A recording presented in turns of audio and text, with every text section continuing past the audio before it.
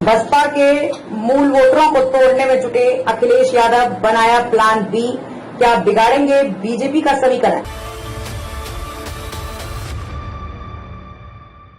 नमस्कार, मैं खुशी और आप देख रहे हैं स्वतंत्र भारत न्यूज। आइए नजर डालते हैं इस वक्त की खास खबर पर। 3 चरणों के चुनाव के बाद अब बची 54 सीटों पर सपा की नजर वंचित मतदाताओं पर टिक गई है। सपा खासतौर पर बसपा के मूल वोटरों को अपने पाले में लाने की कोशिश कर रही है। सपा अध्यक्ष अखिलेश यादव ये संदेश देने की कोशिश कर रहे हैं कि वह भाजपा मिलीभगत कर चुनाव लड़ रहे हैं। 3 चरणों के चुनाव के बाद अब बची 54 सीटों पर सपा की नजर वंचित मतदाताओं पर टिक गई है। सपा खास तौर पर बसपा के मूल वोटरों को अपने पाले में लाने की कोशिश कर रही है। सपा अध्यक्ष अखिलेश यादव ये संदेश देने की कोशिश कर रहे हैं कि बसपा व भाजपा मिलीभगत कर चुनाव लड़ रहे हैं। सपा ये भी संदेश दे रही है कि यदि भाजपा फिर से केंद्र में आ गई तो संविधान बदलकर वंचितों व पिछड़ों का आरक्षण खत्म कर देगी।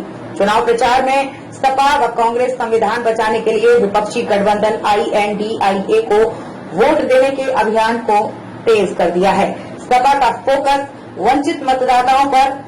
अब प्रदेश के बचे 4 चरणों के रण में 42 सीटों पर सपा, 11 पर कांग्रेस व 1 सीट पर तृणमूल कांग्रेस के प्रत्याशी मैदान में हैं। पीडीए यानी कि पिछड़ा वंचित अल्पसंख्यक की रणनीति पर चल रही सपा ने अपना फोकस वंचित मतदाताओं पर कर लिया है। इसमें भी मायावती के कोर मतदाता जाटों पर उसकी नजर है। सपा व कांग्रेस ये संदेश देगी कि बाबा साहेब भीमराव अंबेडकर का संविधान भाजपा खत्म करना चाहती है। यदि ऐसा हुआ तो उनके सारे अधिकार खत्म हो जाएंगे। इस रणनीति के चलते हुए शुक्रवार को अखिलेश यादव व राहुल गांधी ने कन्नौज की जनसभा में कहा कि भाजपा आरक्षण खत्म करना चाहती है। सपा मुखिया बोले, ये लोग हमारे आपके संविधान के पीछे पड़ गए हैं।